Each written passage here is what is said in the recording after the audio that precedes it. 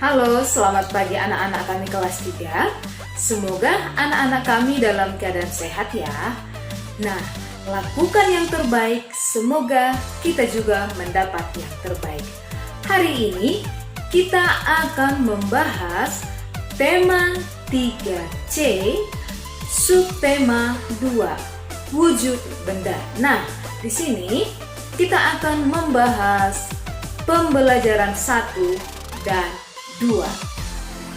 Nah, anak-anak, benda di sekitar kita itu berbagai macam bentuk, warna, bahkan wujudnya pun berbeda-beda. Nah, berdasarkan wujudnya, benda dapat dibedakan menjadi benda padat, cair, dan gas.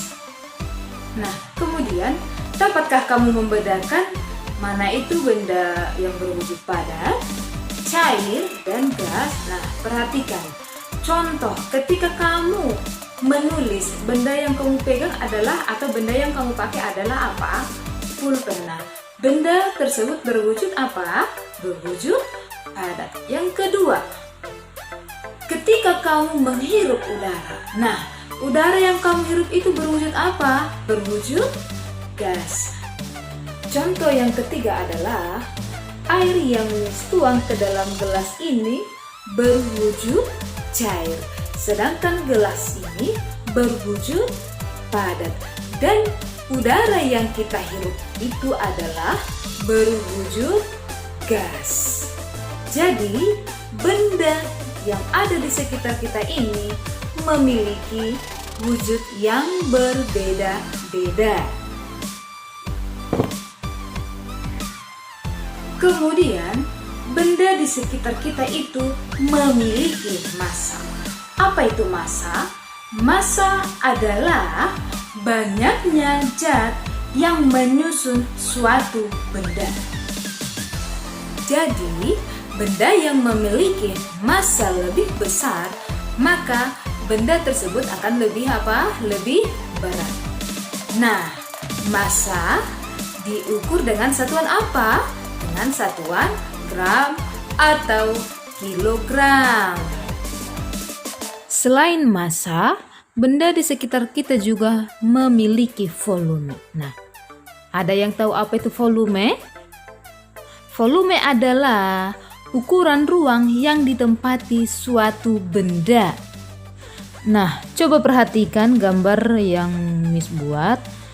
Yang pertama, bola yang ukurannya kecil, dan yang kedua bola yang ukurannya lebih besar. Nah, kedua benda tersebut memiliki volume yang berbeda-beda. Nah, bola yang pertama menempati sedikit ruang, sedangkan bola yang kedua karena ukurannya lebih besar maka menempati ruang yang lebih banyak. Jadi, bola yang kedua memiliki volume yang lebih besar daripada bola yang pertama. Jadi, dapat kita simpulkan, semakin besar ukuran suatu benda, semakin besar pula volumenya. Nah, sekarang Miss mau bertanya, apakah anak-anak kami pernah bermain bola basket atau bermain kasti? Nah, jawabannya pasti pernah. Nah, ketika kamu bersama teman-teman bermain bola, apakah teman-temanmu pernah jatuh? Nah, kalau temanmu jatuh ketika bermain, apa yang akan kamu perbuat? Pasti kamu akan menolong temanmu, ya kan? Pasti akan menolong teman ketika terjatuh. Nah, apakah saling menolong itu perbuatan yang terpuji? Ya, menolong merupakan suatu perbuatan yang terpuji. Nah, siapa yang tahu apa arti tolong menolong? Adakah yang tahu? Tolong menolong adalah saling membantu antar sesama manusia. Nah, tolong menolong itu harus kita lakukan dengan hati yang tulus. Menolong orang itu tidak boleh dengan keadaan terpaksa. Harus dari hati yang ikhlas. Ya anak-anak ya. Kalau kamu ingin membantu teman, bantulah dengan hati yang tulus.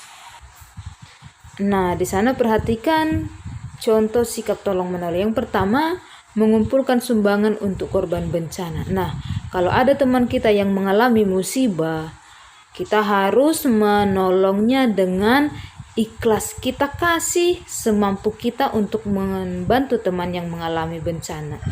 Nah, contoh tolong menolong yang kedua yaitu membantu membawakan belanjaan. Jika kamu lihat orang tuamu membawakan belanjaan atau membawa barang yang berat, kamu harus membantu orang tuamu. Kemudian contoh yang ketiga, menolong teman yang terjatuh. Nah, seperti yang sudah Miss jelaskan tadi, kalau kamu melihat temanmu sedang terjatuh, bantulah dengan tulus, bantulah dengan hati yang ikhlas. Jadi, tolong menolong itu sangat bermanfaat bagi kehidupan kita. Apa saja itu manfaat tolong menolong? Manfaat tolong menolong itu yang pertama, meringankan beban orang lain. Yang kedua, mempererat persahabatan. Yang ketiga, menumbuhkan kerukunan antar sesama manusia. Yang keempat, pekerjaan sulit terasa lebih mudah. Dan yang terakhir, pekerjaan menjadi cepat selesai.